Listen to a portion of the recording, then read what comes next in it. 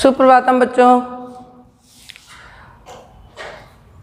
जैसा कि आप पीछे के कक्षा में पढ़ चुके हैं, कैकेयी के अनुताप से पाठ समाप्त होने के बाद मैंने आपको बताया था कि जो परीक्षा के लिए अति उपयोगी अनुच्छेद हैं उनसे बनने वाले प्रश्न और उन अनुच्छेद वे जो अनुच्छेद है वो आपको बताए जाएंगे। उसके अनुसार आपको स्क्रीन पर दिख रहा होगा पहला अनुच्छेद, तो आप इसे देखेंगे और इससे संबंधित जो प्रश्न हैं उन प्रश्नों के उत्तर स्वयं बनाएंगे। प्रश्न के उत्तर ही आपकी परीक्षा में आते हैं और यही आपको 10 नंबर का प्रश्न बनाते हैं, इसलिए आप इसको अभ्यास अवश्य करेंगे। तो अपने पुस्तक के माध्यम से या अपने मोबाइल के माध्यम से जैसे भी हो आप इसे देखिए।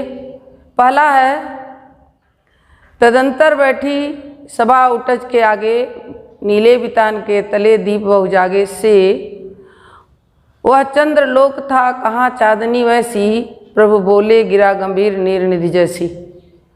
बच्चों,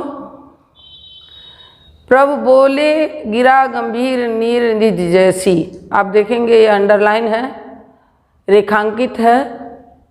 मैंने आपको पहले भी बताया था कि 2 प्रश्न जो अनिवार्य हैं, निश्चित रूप से आएंगे ही, ऐसे 2 प्रश्न हैं। पहला है, उपयुक्त पद्यांश के शीर्षक और कवि का नाम लिखिए। मैंने बताया था कि संदर्भ भी कहकर आ सकता है, तो शीर्षक आप जान ही रहे हैं। कैकेयी का अनुताप, कवि का नाम भी पता है मैथिली शरण गुप्त। तो आप पूरा एक वाक्य बनाकर लिखेंगे। उत्तर जब तक वाक्य में नहीं देंगे तब तक वो पूर्ण नहीं माना जाता, इसलिए आप लिखेंगे उपयुक्त पद्यांश का शीर्षक कैकेयी का अनुताप और इसके कवि मैथिली शरण गुप्त जी हैं। इतना पूरा उत्तर लिखेंगे। दूसरा प्रश्न रेखांकित अंश की व्याख्या है। सो मैंने बताया प्रभु बोले गिरा गंभीर नीर निधि जैसी, तो आप इसकी व्याख्या करेंगे। तीसरा प्रश्न है, भरत किसे लेने चित्रकूट गए हुए हैं। बहुत आसान सा प्रश्न है। आप उत्तर में केवल राम नहीं लिखेंगे क्योंकि ये छोटे बच्चों का उत्तर हो जाएगा, आपको 2 नंबर लेना है, इसलिए आप पूरा उत्तर लिखने का अभ्यास करेंगे कि भरत चित्रकूट अपने भाई श्री रामचंद्र जी को लेने गए हुए हैं, ऐसे पूरा उत्तर लिखेंगे। अयोध्या का राज किसे मिला था, ये भी आपको पता है, भरत को। प्रभु बोले गिरा गंभीर नीर निधि जैसी पंक्ति में कौन सा अलंकार है। प्रभु बोले गिरा गंभीर नीर निधि जैसी, इसमें कौन सा अलंकार है। तो बच्चों आप अभ्यास करेंगे। दूसरा पैराग्राफ देखेंगे बच्चों, कहते आते थे यही अभी नरदेही, माता न कुमाता पुत्र कुपुत्र भले ही। ये रेखांकित अंश है बच्चों। यहाँ से लेकर रघुकुल में भी थी एक अभागिन रानी, यहाँ तक ध्यान से देखेंगे। बहुत ही मर्मस्पर्शी अनुच्छेद है यह जो पद्यांश है यह बहुत इम्पॉर्टेंट है, परीक्षा में अवश्य आ सकता है, इसलिए इसे ध्यान देंगे। इसमें माता कैकेयी ने स्वयं को कुमाता कहा हुआ है और अपने पुत्र भरत को एक आदर्श पुत्र के रूप में स्थापित कर रही हैं, तो इसे आप अवश्य इम्पॉर्टेंट बना लेंगे। तो एक प्रश्न तो बन गया। यहाँ से कहते आते थे यही अभी नरदेही, माता न कुमाता पुत्र कुपुत्र भले ही, इसकी आपको व्याख्या करनी है। मैंने पढ़ाते समय आपको बीच में एक कोटेशन भी दिया था, आप उसे डाल सकते हैं लिखते समय। कुपुत्रो जायते क्वचिद कुमाता न भवति, व्याख्या करते समय आपकी व्याख्या और सुंदर हो जाएगी। तीसरा प्रश्न है, पद्यांश के अनुसार आज तक लोग क्या कहते आए हैं। पद्यांश के अनुसार आज तक लोग क्या कहते आए हैं। तो उत्तर आप लिखेंगे, किसने प्रायश्चित किया है कि मैंने पुत्र का कोमल शरीर ही देखा, उसका दृढ़ हृदय नहीं देखा। बहुत आसान से प्रश्न है बच्चों, ढूंढकर गद्य के रूप में लिखेंगे। पांचवा है, इन पंक्तियों में कैकेयी को किस बात पर पश्चाताप हो रहा है। इन पंक्तियों में कैकेयी को किस बात पर पश्चाताप हो रहा है। तो इसमें भी कोई बहुत कठिन प्रश्न नहीं है, उत्तर आपको अनुच्छेद से ढूंढकर लिखना है, इसलिए आप इसको भी लिखेंगे। अगला पैराग्राफ बच्चों तीसरा, निज जन्म से सुने जीव यह मेरा, बहुत इम्पॉर्टेंट है।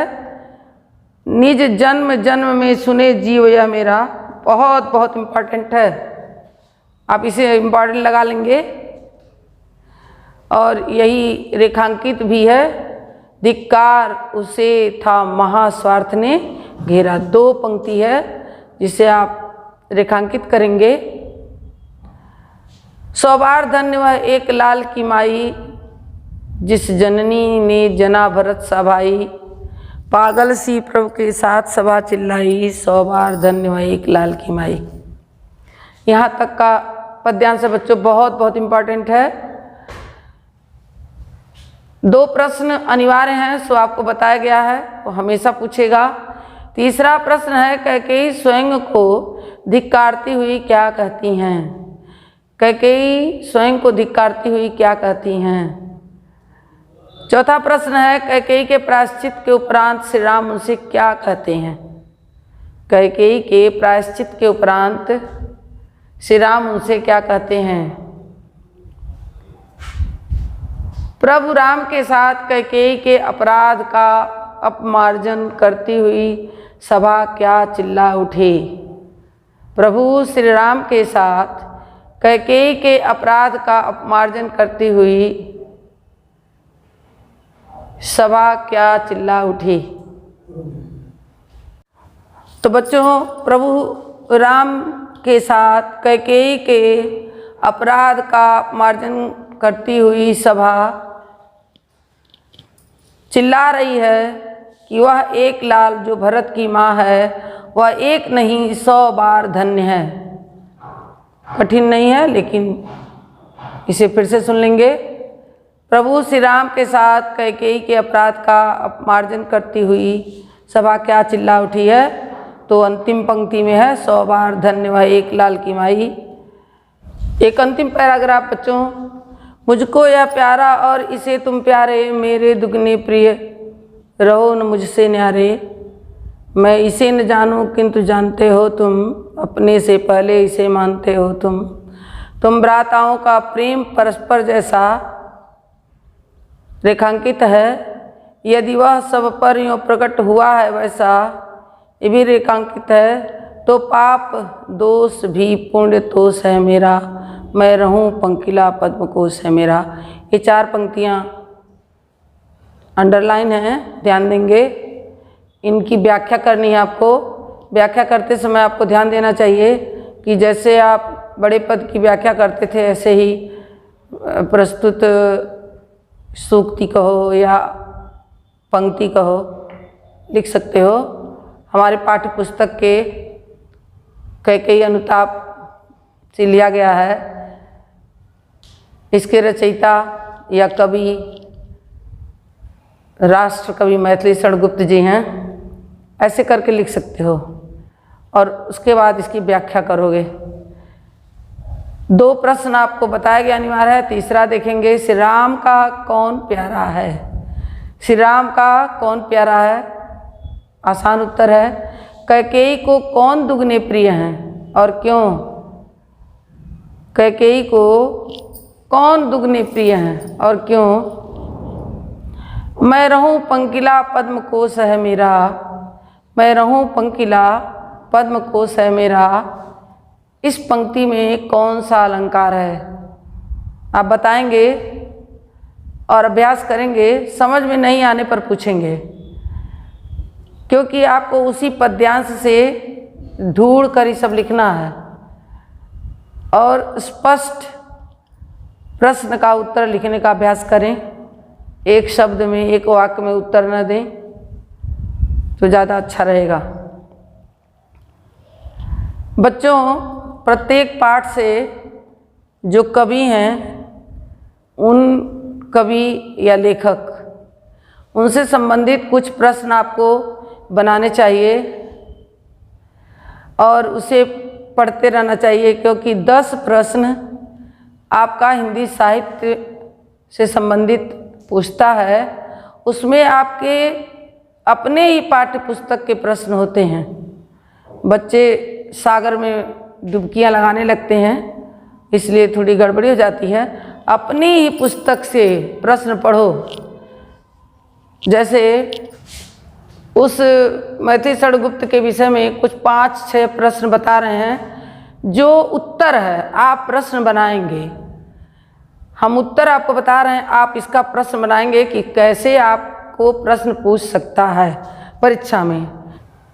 कवि से संबंधित जो प्रश्न हैं वो आपको स्क्रीन पर दिख रहे होंगे, उसे आप कॉपी में उतारेंगे और उसका प्रश्न बना लेंगे, क्योंकि परीक्षा में प्रत्येक पाठ से ही प्रश्न पूछता है और कुछ रचनाओं के नाम भी पूछता है, तो उन रचनाओं को भी ध्यान रखेंगे जो महत्वपूर्ण है।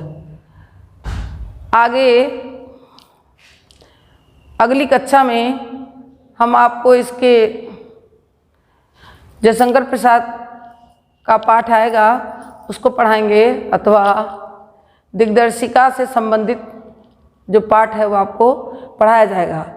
किंतु जो पाठ पढ़ाए जा रहे हैं उन्हें आपको ध्यानपूर्वक पढ़ना भी है और नोट बनाना है। नोट बना लेंगे तो आप जब चाहेंगे तब कापी उलट के पढ़ सकते हैं।